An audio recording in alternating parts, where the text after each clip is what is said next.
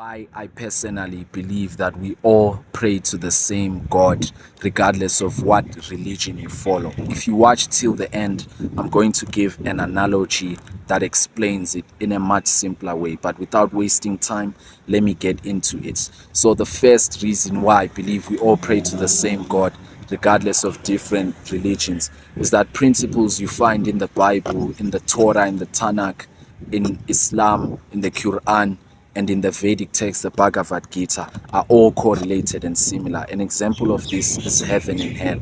Heaven and hell doesn't only exist in Christianity, it exists in other religions too. In Islam, we call it Jannah and Jahannam, which represents heaven and hell. In Judaism, it's called Gan Eden and Gehinnom, which represents a place of peace if you did good, and a place of suffering if you did bad. In Buddhism and Hinduism, several realms of existence exist, such as Varga, Samsara, and Naraka. Moving on to point number 2, there is divine retribution for your actions in all religions. This is tied to my first principle. So, to make it simpler for people, the concept of karma is present in most religions. In Christianity, it states that you reap what you sow, do unto others as you would want them to do unto you. In Islam, it really says the same thing. Christianity, Judaism, Islam share the same literature, except the order of the books and a few things here and there, and Arabic, of course. And then in Hinduism and Buddhism, which came up with the concept of karma to begin with. So, my analogy now, the last one, is that you can cook an egg in multiple different ways, but the bottom line is what the egg's purpose is gonna do for you. You can boil eggs, hard boiled egg, for 7 minutes, 5 minutes, 10 minutes. You can make eggs in a scrambled way. You mix them with milk and onions and you whisk in your bowl or whatever in your pan. And you can also do a sunny side with that yellow and you flip it, whatever, to represent summer.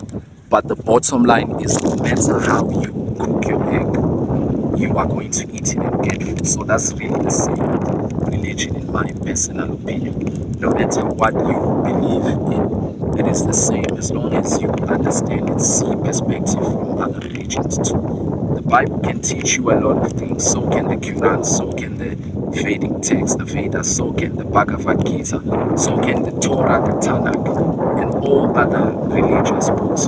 The same principles Jesus speaks of, the same principles that you see in other religions such as Islam, in the Quran and whatnot. The reason why people think that religions are different to begin with is because of Christianity. The way Christians are taught Christianity is taught in a way in which it demonizes other religions, and Christians have a superiority and morality complex.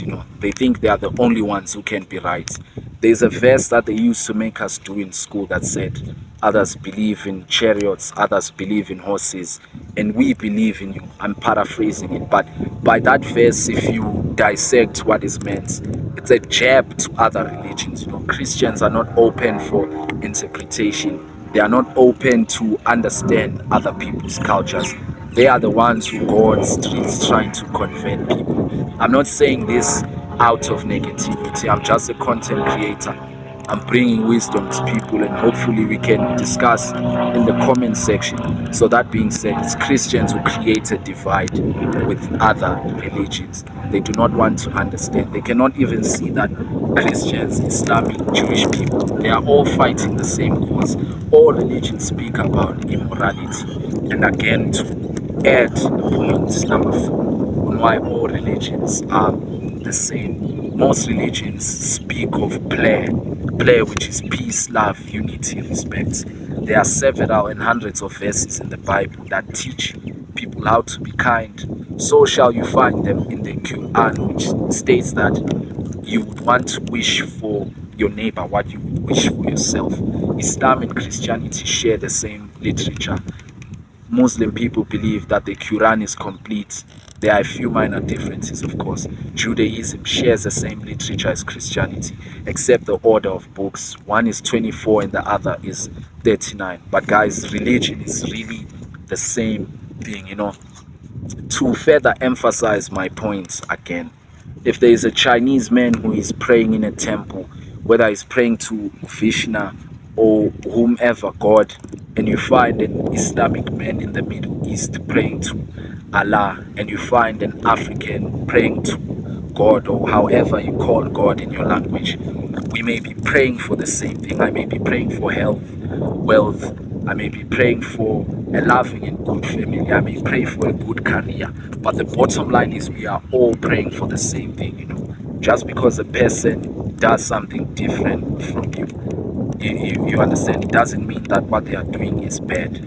I don't mean to be cliche, but again, there are multiple ways of killing an egg, of killing a cat. It goes back to that same analogy that I made of the egg, that you can boil eggs, you can scramble them, you can even put them in an oven, you can deep fry them, but the bottom line is for food to be eaten that you will get full.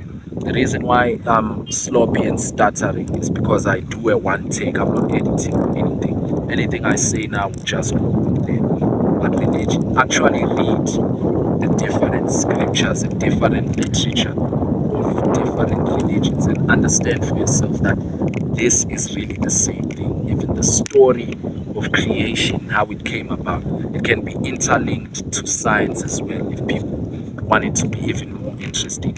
If you interpret Genesis 1 verse 1, the earth was without form, it was void, and there was darkness. That for me is closely related to the Big Bang Theory. It speaks about how hydrogen molecules expanded and everything was made. Same with how Greek people and other scholars agree on how the world was before it became the world we know it as. There's something we call chaos theory. And Genesis 1 verse 1 speaks on command versus chaos.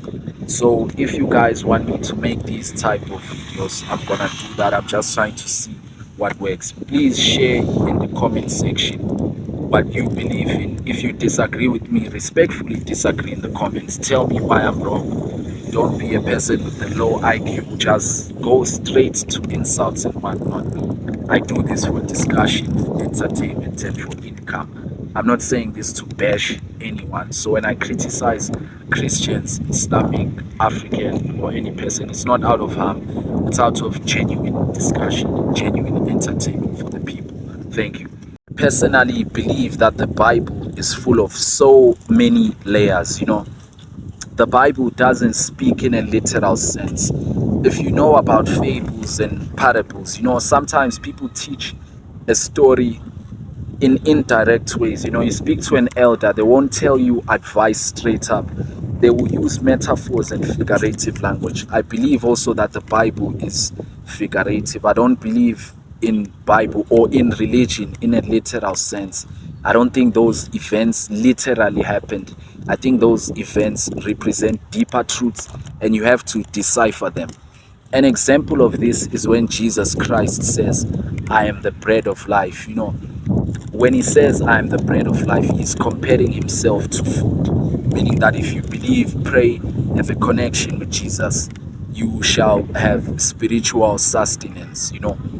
Because bread, exactly, he cannot be bread, he's human. And also morality and the story of the four horsemen, which is found, I think, in Revelations. It's not representing real chaos, but I think it is an allegory or a metaphor or foreshadowing of something that is to come, you know. I don't believe that the Bible in a literal sense. Same with Lot's wife, of her turning into a pillar of salt. In my interpretation, Lot's wife turned back and she turned into a pillar of salt. She didn't literally turn back, but she disobeyed, did not have faith in God. And that is why she turned into a pillar of salt. That is why she failed. Same with Abram or Abraham, as he later became, and Sarah and Hagar with his wife. They had little faith. And so the Bible speaks in symbols. It's symbolic. It's not representing something in a literal sense. I interpret the story of Samson and Delilah too. I think it's teaching people about trust.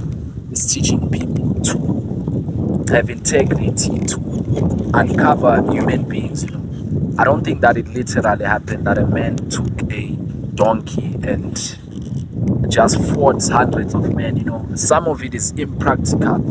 I know Christians who are watching this who think I'm offending them, but it's not the case. The Bible is one of the most mysterious books out there. And as someone who has read all of the holy books, I assure you it is the same in other religions too. Because no one has experienced divinity and can conclusively say this is what God meant. We can all interpret it in different ways. Same with the story of the Tower of Babel. I thought God would love for people to unite. Why would he go down to confuse their speech? Maybe there is something I'm missing and you guys can educate me in the comment section. So the Bible, the Quran, the Vedic texts, the Bhagavad Gita, all religious books, they speak in layers full of metaphor, poetry, symbolism, personification. Same with there's a lot, man. There's a lot. Again, this video is stopping because I just record in one take. I don't edit and all of that. I record one time and upload it as it is. We keep it raw here as it is.